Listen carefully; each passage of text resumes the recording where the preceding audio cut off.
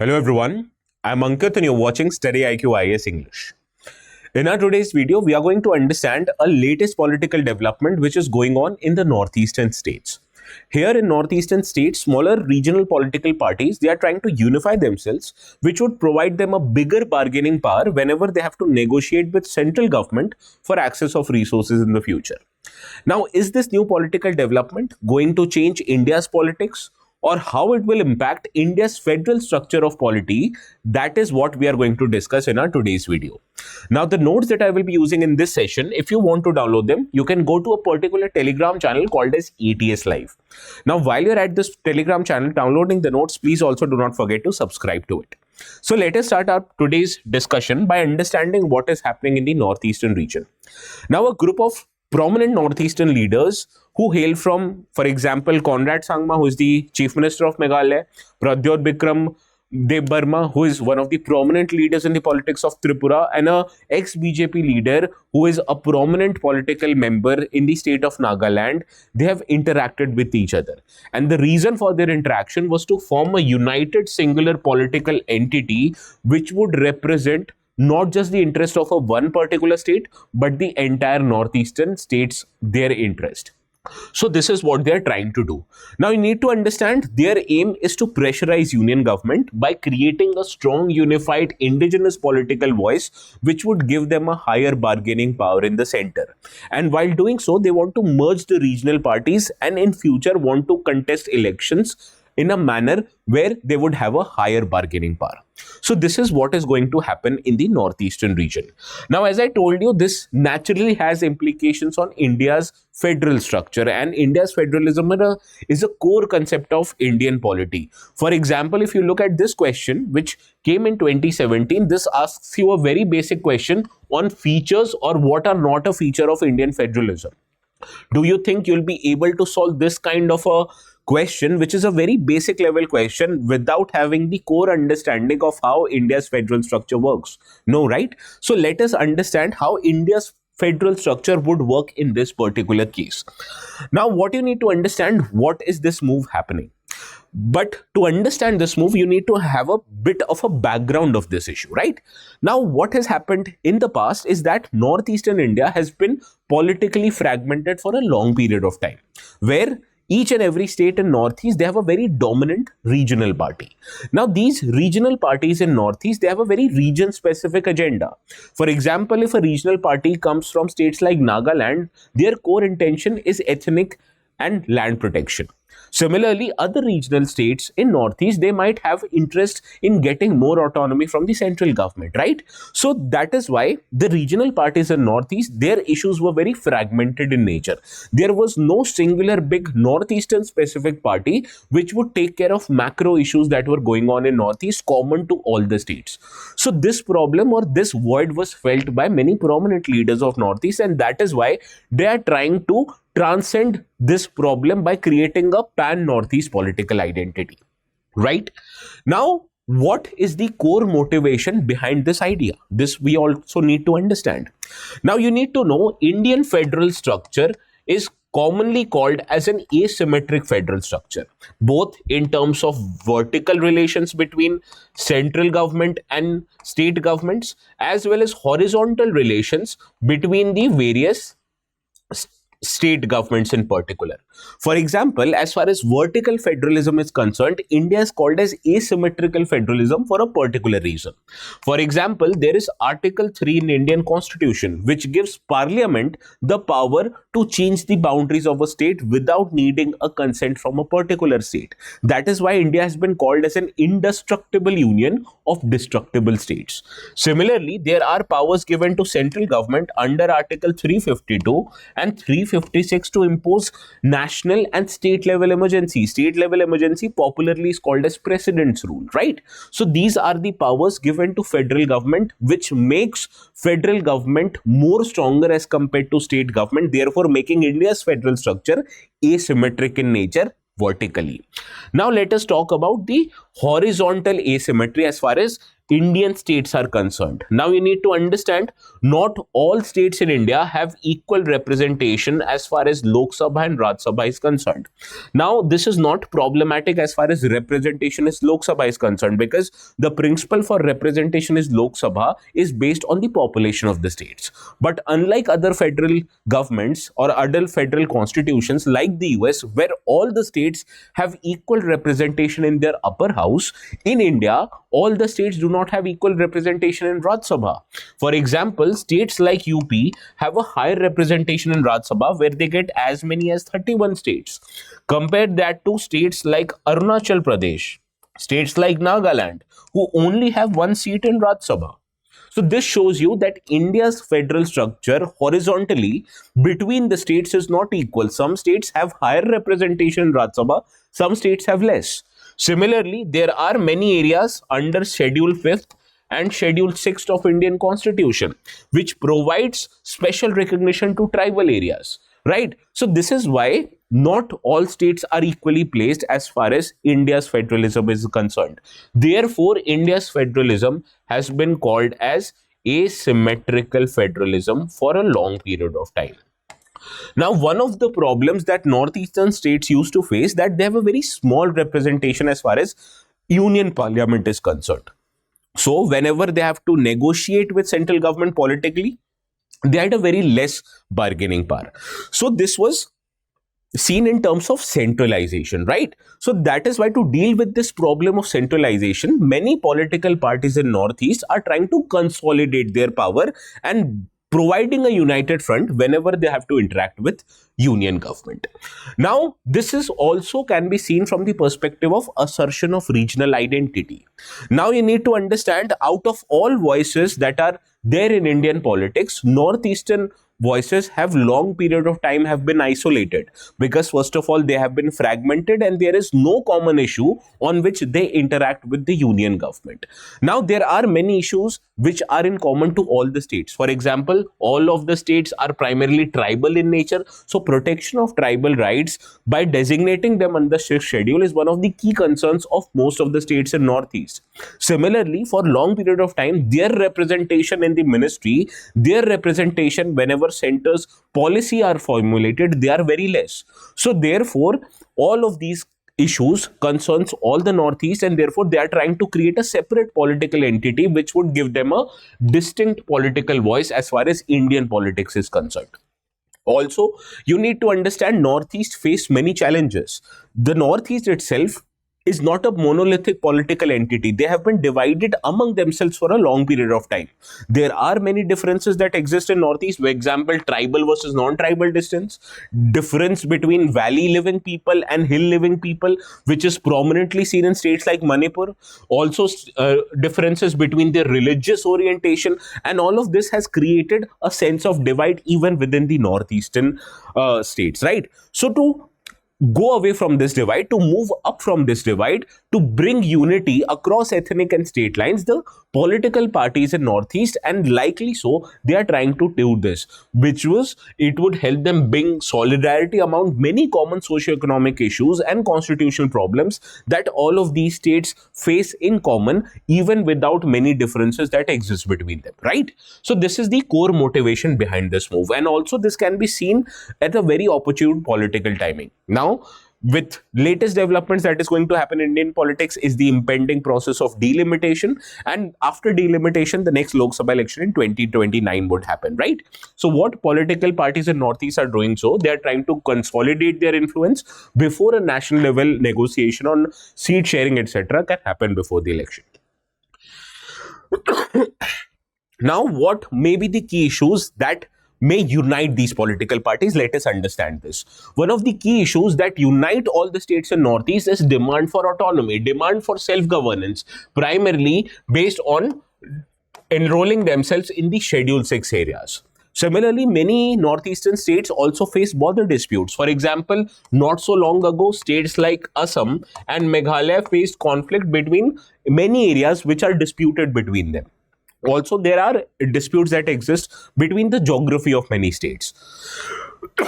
Also, many states in Northeast are also facing the problems of illegal migration, be it from countries like Bangladesh, be it countries from Myanmar, due to the problem of free movement regime, right? And this has led to demographic change in the entire Northeastern region. So as to protect from demographic change, to protect Northeastern region from illegal migration, one of the key demands of Northeastern states is for implementation of inner line permit.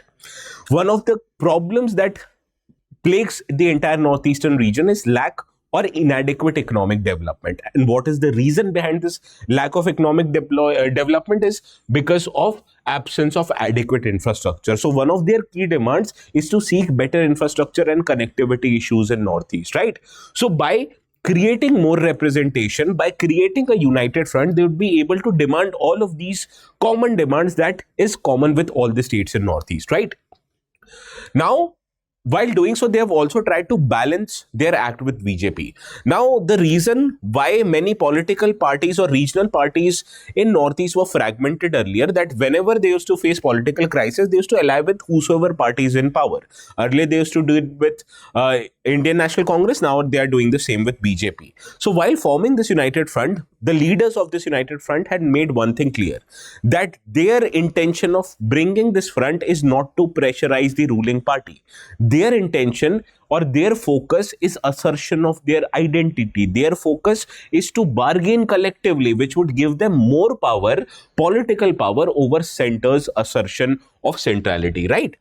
Now, what is the significance of this development for the northeastern region? First of all, this shows you first of the instances where the entire northeast political force has become unified. Now, you need to understand, unlike many states like UP, like Maharashtra, like Tamil Nadu, or like even West Bengal for that matter, who have a higher representation in parliament, in not so long ago, they were able to effectively pressurize union government to adhere to their demands. For example, why do you think Indian government intervened in Sri Lanka civil war by sending an Indian peacekeeping force? The sole reason for that all the Tamil parties, AIDMK, DMK for that matter, pressurized union government to intervene and protect the Tamil people who were living in Sri Lanka. Similar case also happened with respect to West Bengal. Why do you think even in 2025, Indian government has not been able to sign a Teesta water sharing agreement with Bangladesh? This was because of the opposition done by the entire political parties of West Bengal.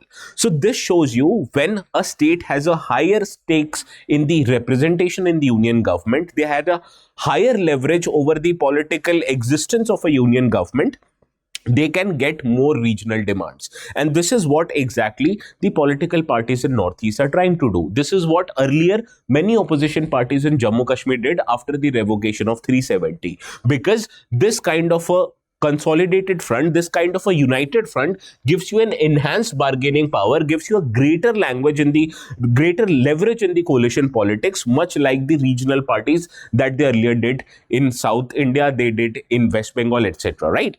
So another factor or another significance, that it would shift the entire region's narrative. The current regional narrative of Northeast is ethnic microcentric policies. Take it away from them, now the entire issues would become macro issues, issues of regional development, institution issues of constitutional agenda. And this would bring focus on much needed developmental work in Northeast, which should focus on infrastructure, connectivity, employment of the youth, giving constitutional protection so that the tribal people living in those regions, their land are protected, right? Illegal migration don't happen in northeastern region. They are given the right of inner line permit, right, which would limit the amount of outsiders who are going to northeast, right? So this is the significance of the region. Now, what is the broader national implication of a such move? This shows that there is growing federal assertion by smaller states, and this echoes many trends that have shown in the past. For example, in 2014, one big political development happened is that BJP came into power by its own majority. So this reduced the leverage that regional parties from many different parts of our country had with their relations with union government. Now, to deal with this kind of a centrality issue, you need stronger regional voices, which would ensure that India's federalism remains true to its character, that the asymmetry which is provided in India's constitution is not seen in day-to-day interactions between union and state governments. And it also signals a desire for political decentralization, which would make an inclusive national discourse even on frontier region. And it could alter the entire center state dynamics in policy making for Northeast. What do we all want for Northeastern region is higher development, and this development should have by taking into account the concerns, the voices of the people of Northeast, and this would be ensured by this united political front. So this is the broader national implication, but that does not mean that this political front has no challenges. It has many challenges. First of all, I told you that we see Northeast as a monolithic geographical entity, but you need to understand politically, you need to understand regionally and ethnically, right? There exist many differences between the different states, and these are deep rooted ethnic and linguistic differences which might take some time to get over with. Similarly, there are competing regional interests. For example, many people in Nagaland, they want a separate nation called as Greater Nagalim, right? Now, for Greater Nagalim to materialize, that would include not just the present day Nagaland, but also areas of bordering states like Arunachal Pradesh, bordering states like Manipur, bordering states like Assam. So do you think these states would agree to the demand of Greater Nagaland or a bigger state comprising of Naga tribes? No. So this shows you existence of completing regional interest. And also, all of these or most of these prominent regional parties in Northeast, they are currently a part of NDA's ruling alliance. So for them to go against the interests of central government would harm them politically, at least in short term. So they have to balance these concerns. They have to have a higher political bargaining power. They have to get more resources from the central government for their development while being in power. This is one of the key challenges that they have to face, right? So this is all for our today's discussion. Before solving the question that I showed you initially, I have one very important thing to news, and this particularly concerns the viewers who are watching this video and you are from Northeast. Now, one of the problems that you might face in different courses that they are not providing you education in English. I know all of you have a very good command over English, but if you want to get educated specifically in English, you have one very important course. We are offering courses for students who are looking to give exams in 2027 and 2028. And my appeal is all to Northeastern viewers who are watching this. If you don't come into bureaucracy, don't you think your representation, your assertion of your identity or your participation in policy making would be harmed? So don't you think if you become IAS today, you would become very high level official in the government of India? Then you can take care of your regional problems there itself, because you'd be at the heart of India's power making. You would be the one who would be deciding how policies are implemented, right?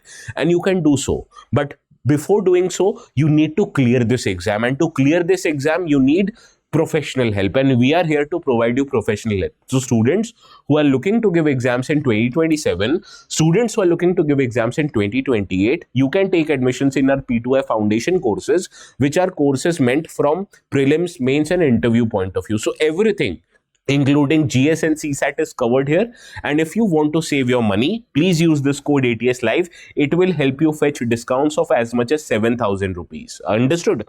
So please use this code, get as much as discounts as possible, enroll yourself in this course, and I guarantee you, you'll be in a right path to clear this exam. And when you become a bureaucrat, you can take care of your regional problem in a better manner, because you'll be in a position of strength. You'll be in a position to dictate what the policy should be like to favor your area, right? Now, let us solve this question. Which one of the following is not a feature of Indian federalism? Is Indian federalism a result of agreement among federating units? No. This is a statement which might have been true in context of US, but India's federalism is a indestructible union of destructible states. So it is not an agreement where all states have decided to form an India. India was an entity. India was, is and will be an entity, but the states or their boundaries can be changed as per the will of Indian Parliament, that is through Article 3. So option D is the right answer. Now, before ending this discussion, I'd want you all to solve this question which appeared in 2021. This actually asks you which is an essential feature of Indian federalism. Do let me know the correct answers in the comment section. And what do you feel about this political development? Especially of the Northeast viewers, I want you to answer. Do you think it would give people of Northeast, the political parties of Northeast, a higher representation in the union government? a higher bargaining power, a higher leverage in union government, please do let me know in the comment section. And if you want to download the notes, this will be available on this particular Telegram channel. Okay. So I'll take your permission. Please have a very good night.